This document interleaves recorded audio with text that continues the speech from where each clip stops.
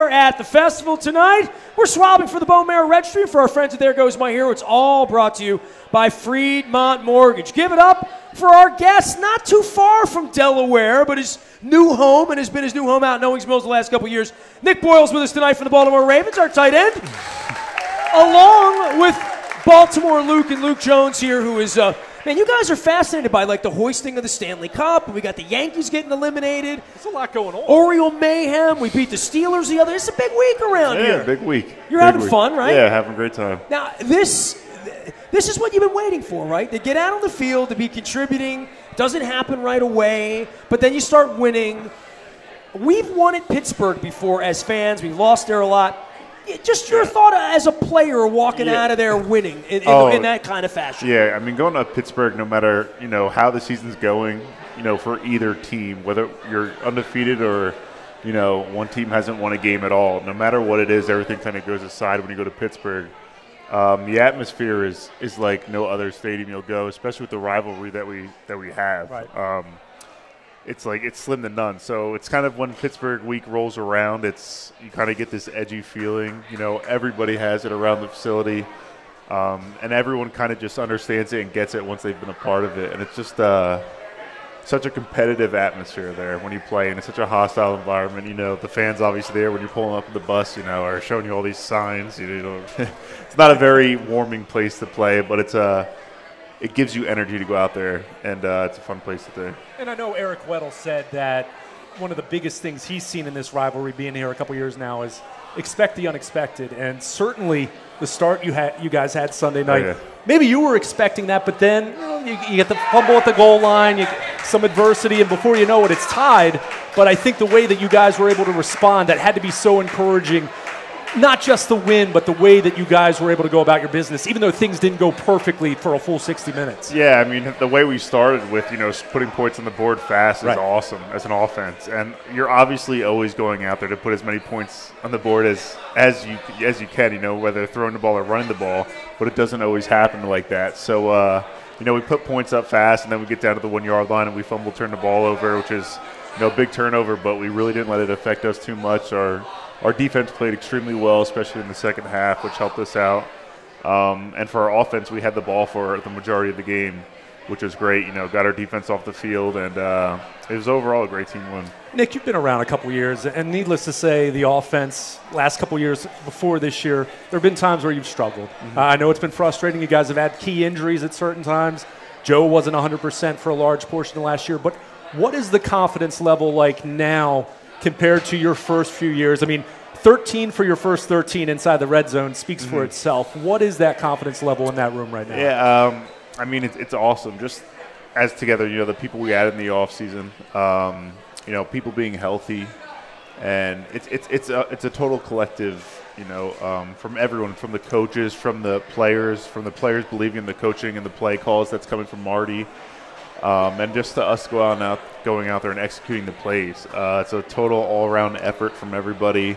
And our passing game, has been really well. Mike, Willie, John Brown has helped out. John Brown's fast. A little bit. You see John Brown in practice, he runs real fast. Great players make a big difference, don't they? Big plays, yeah. Big play capability. I think the thing for all of us, and even being a media guy, and he watches a lot more practice than I do, but it's very obvious and became obvious right around the time Joe took over in June and we started seeing what was happening, that created confidence, and then camp started so early this year in July. Yeah, real early. And from the very beginning, there was sort of this crispness and energy about it. And I don't know if bringing the Rams in and other teams and but it feels like this thing's way more put together. It's a more mature thing than maybe what we've seen in the past because of maybe the players and even guys like you that have been around where you're not struggling with terminology and stuff, and the guys who may have that issue are outside the tackles. I mean, Joe talks so much about just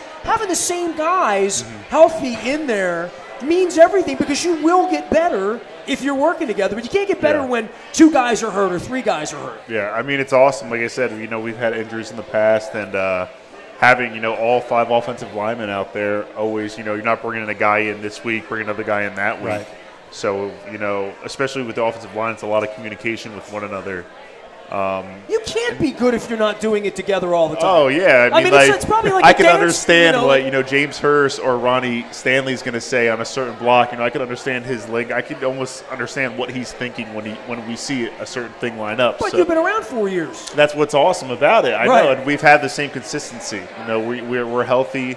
We obviously brought new players in. We have rookies, but I think also with the younger players having those competitive practices against the Rams and the Colts, I think that was big time for us. I think that really helped us, going against a different look. We're not always going against the Ravens. We're going against different looks, different players, which is also cranks up the competitiveness. I haven't heard a lot of players talk about those things in those terms, other than, hey, it's practice, it's football, it is what it is.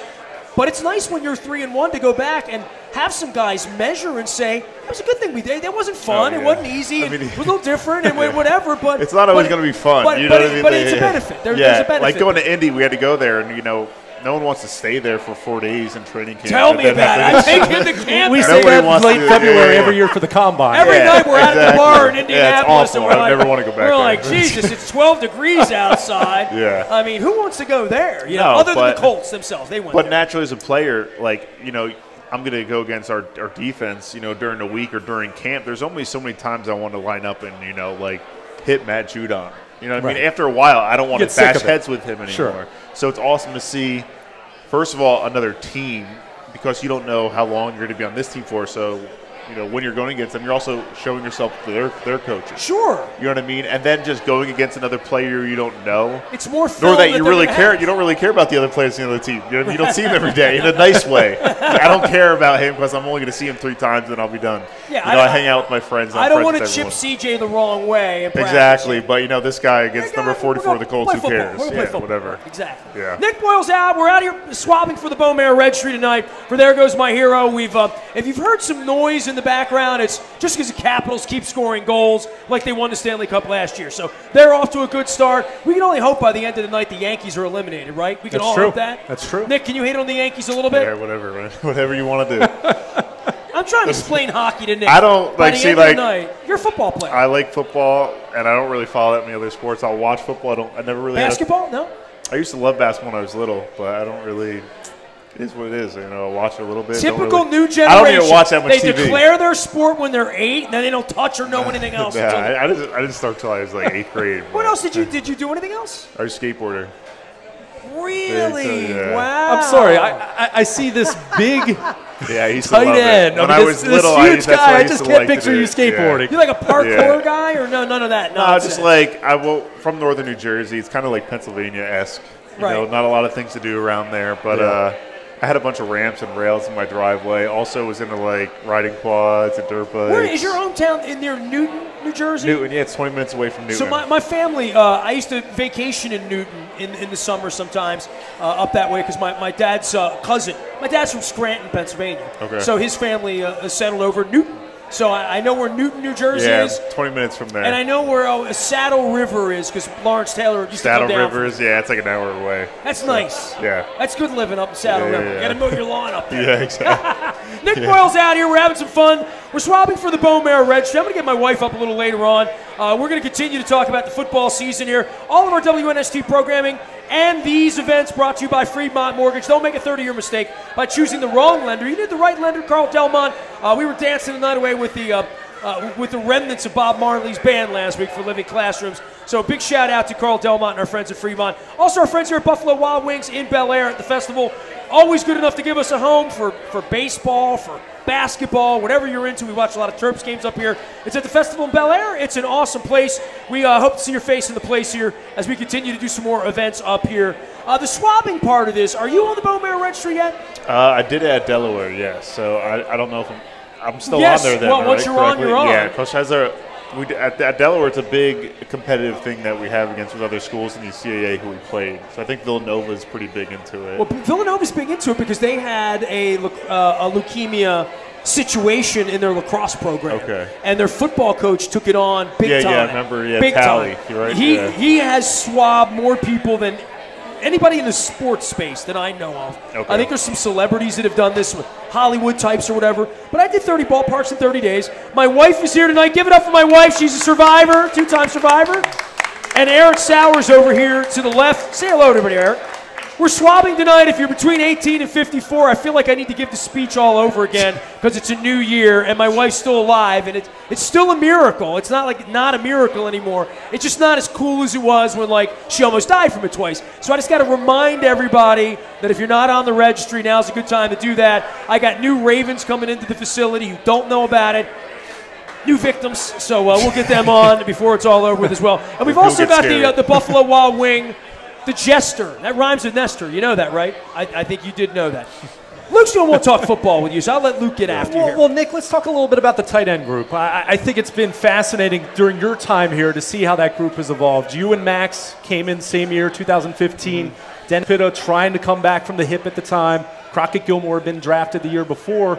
And now a couple of years later, Ben Watson was here for a time, but you and Max are now the veterans with the Ravens drafting Hayden Hurst and Mark Andrews. So tell us a little bit about the room and kind of going from being a young player to suddenly being a guy that needs to be one of the leaders in that room. Yeah, that's definitely a weird feeling, especially having Ben last year. I mean, was Ben 35? Yeah. I mean, me and Max both learned a lot from Ben. He was an awesome, mentor to us, and now we're kind of stepping into that role as older guys, which I really don't feel that old. It's only your fourth year, so. Dude, I turn 50 next week. Yeah, no. At the Tennessee game, you better win. That's it. So I'm just throwing that out. Yeah. Got to win on my birthday. Yeah, so Max and I being the old guys in the room, I mean, everyone in the room right now, it's a great room with Hayden and Mark. We're all really close. Everyone's really a nice guy. With Hayden being a first rounder, Mark being a third rounder, you don't know what personas are going to come on with the people. You know what I mean? And they've both been awesome. They're willing to learn. They're excellent football players. And we complement each other well. Everyone in the tight end group has something that they bring to the table a little different from someone else, so which allows our offense to be able to do multiple things with multiple tight ends on the field. Now, what about Greg Roman's role in all of this? I mean, clearly we know about his reputation for the run game and how he's helped Marty kind of design that the last couple of years, but he's also the tight ends coach, and knowing how integral the blocking is for the tight ends in your run game. What's it been like working with him, knowing his track record? Yeah, Giro came in last year. It's really awesome. I've learned an extreme amount from him from only being here, year and a half. Especially with his run game and there's a million concepts that we can have. Because you like to block. I know. Oh, yeah, I have to, or else I won't have a job. Right. Blocking's his business. That's what he does, yes. So, Coach Roman's awesome in the run game with his schemes, the things he comes up with, and the way he teaches you how to do it. It's not always the norm. And that's how I learned a lot, and that's how I've gotten better as a player because of him. And I think he's helped our team out a lot in our run game and spicing it up and, allowing when we have a good run game, we'll have a good pass game because it allows people to bring a lot of people in the box. When, we may not be able to run it, but now Joe's firing on all cylinders. We have a good wide receiver core now, which opens up things for them, which you can see this year. Do you like about what's so fresh about it? I mean, one of the things about his reputation was it's very game plan oriented based on the opponent. Yeah. The Ravens before Roman arrived, kind of ran the outside zones with Kubiak.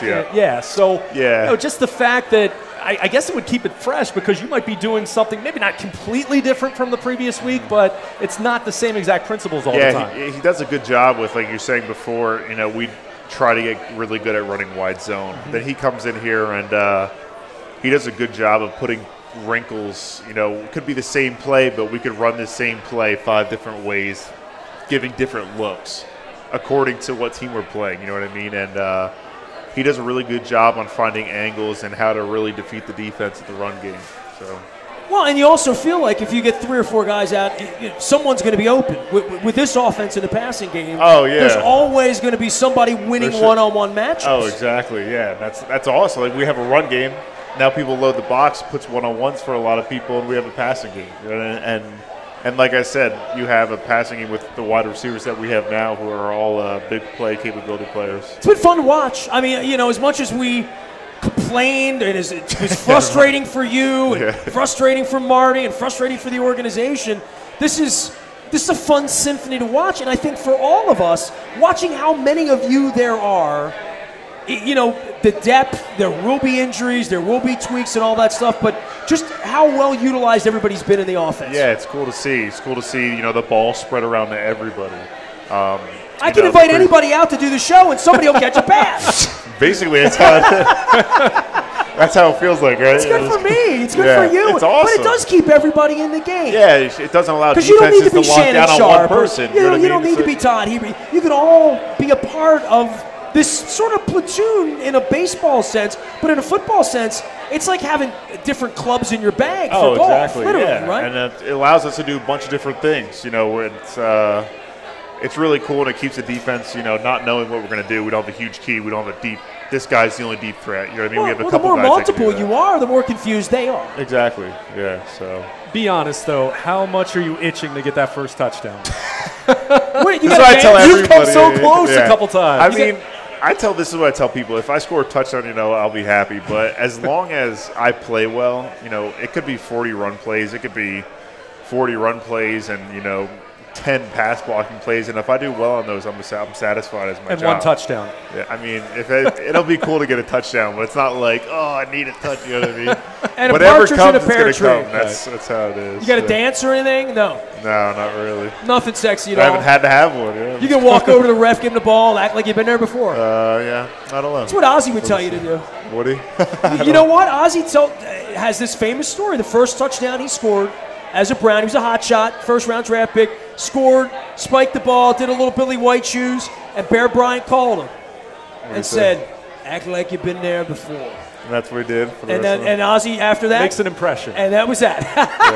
It's fun, though, to celebrate your teammates. Well, you're not going to go to Sports Center any other way. I figure you have to have something. And then people, I really don't have anything. There's a lot of guys who are way more creative than I am. I'm sure someone will celebrate for you. Yeah, That's generally how it works. works. Get the ball to one of the linemen. Let him have some fun. Let Alex dance they around don't really get to have the spot. Let Ronnie have some fun or something. I don't know about Ronnie. All right, maybe somebody else. That's fine. Give it to Skura. That's fine. Nick Boyle's out. We're swabbing for the Bowmare Registry, for There Goes My Hero tonight.